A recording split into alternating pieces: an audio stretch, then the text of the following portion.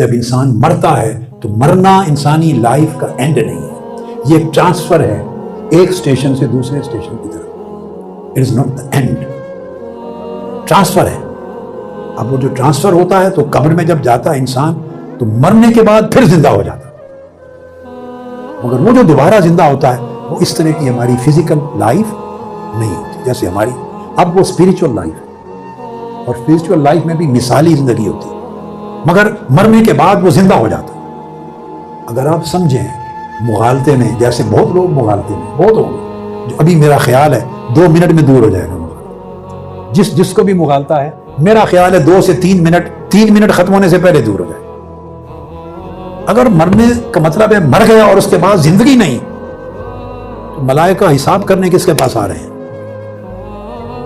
سوال کرنے کس کے پاس آ رہے ہیں؟ مر ربوں کا، تیرا رب کون ہے، کس سے پوچھنا ہے؟ وہ تو مر گیا، وہ تو زندہ ہی نہیں کسی حالت میں، تو مردے سے کیا پوچھنا؟ تمہارا دین کیا ہے؟ تم اس رسول کو جانتے ہو؟ آقا علیہ السلام کی زیارت ہوتی، 3 سوال ہوتے. تو یہ سوال تو زندوں سے کیے جاتے ہیں جو سمجھ سکے، سن سکے، سمجھ سکے، جواب دے سکے. پھر اس پر یا ثواب ہوتا ہے یا عذاب.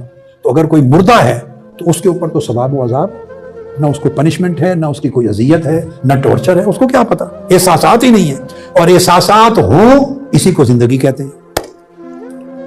تو پھر اس کو عذاب اور ثواب ہوتا ہے، سوال و جواب ہوتے ہیں. ہر شخص مرنے کے بعد، میں نے کہا فرشی ہو یا عرشی، نیک ہو یا بد، مومن ہو یا کافر، ہر شخص کو مرنے کے بعد زندہ ہونا، مگر وہ اب برزخی زندگی ہے. اس زندگی سے مختلف ہے، جیسے پیدائش سے پہلے زندگی تھی، وہ روحانی زندگی.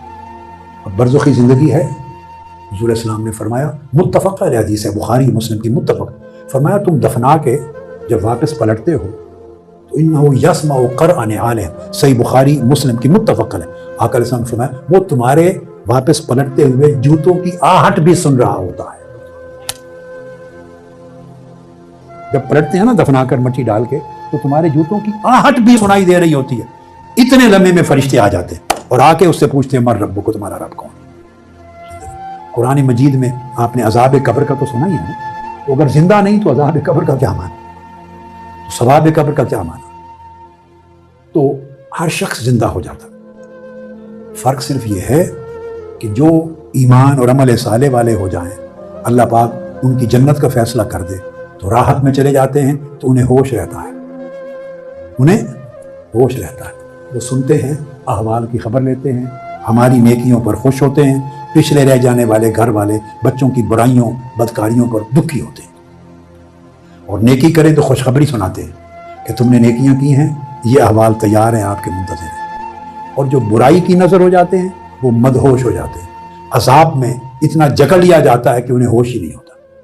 زندہ وہ بھی ہوتا ہے جو عذاب میں ہے، تبھی تو عذاب ہو رہا ہے نا. ٹارچر تو ہوتا ہی تب ہے نا کہ جب اس کو ہوش ہو.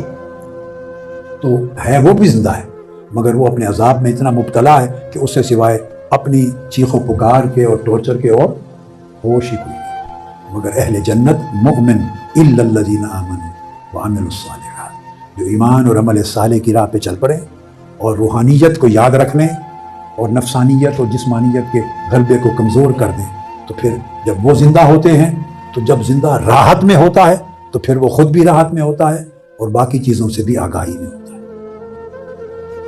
اس لیے ہمیں اس زندگی میں رہتے ہوئے کوشش یہ کرنی چاہیے کہ ایسی زندگی گزارے.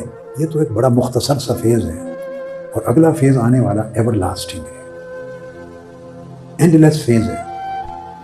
ایک بار موت ہوگی نا. قرآن مجید کی آیت پہ ختم کر رہا ہوں. ارشاد فرمایا کنتم اموات، کہ تم پہلے مردہ تھے، یعنی پیدا ہونے سے پہلے لائک نتھنگ تھے، just you were like nothing. فاحیاکم، اللہ نے تمہیں پیدا کر دیا. ہم ماں کے پیٹ سے پیدا ہو گئے تو اللہ نے تمہیں زندگی دے دی. یہ سیکنڈ سٹیج ہے، سیکنڈ سٹیج. پھر فرمایا ثم یمیتکم، فرمایا تم میں سے ہر شخص کو پھر اللہ موت دے گا. تو موت وہ ہے جس کے نتیجے میں بندہ قبر کی زندگی میں جاتا ہے. 3 سٹیجز ہو گئی. اگلے لفظ پہ غور کریں، ثم یحییکم، اور پھر تمہیں زندہ کر دے گا. پھر تمہیں، یہاں بعض لوگوں کو مغالطہ ہوتا ہے کہ شاید یہ جو پھر زندہ کر دے گا اس سے مراد قیامت کے دن کا زندہ ہوگا. نہیں، آیت میں اگر قیامت کے دن ہوتا تو 4 سٹیجز بیان ہوتی، اس آیت میں 5 سٹیجز. फरमाया सुम्मा युहयीकुम, फिर तुम्हें जिंदा कर देगा। फिर फरमाया सुम्मा इलैहि तुरजाऊन, फिर क़यामत के दिन उसकी तरफ उठाए जाओगे, लौटाए जाओगे। तो क़यामत के दिन उठाया जाना, लौटाया जाना, ये 5th स्टेज है, 5वीं। और 4थी स्टेज है मर जाने के बाद जी जाना, जिंदा हो जाना। इसलिए मेरा मैसेज ये है कि हम ऐसी जिंदगी गुजारें कि मरने के बाद की जिंदगी अच्छी हो जाए।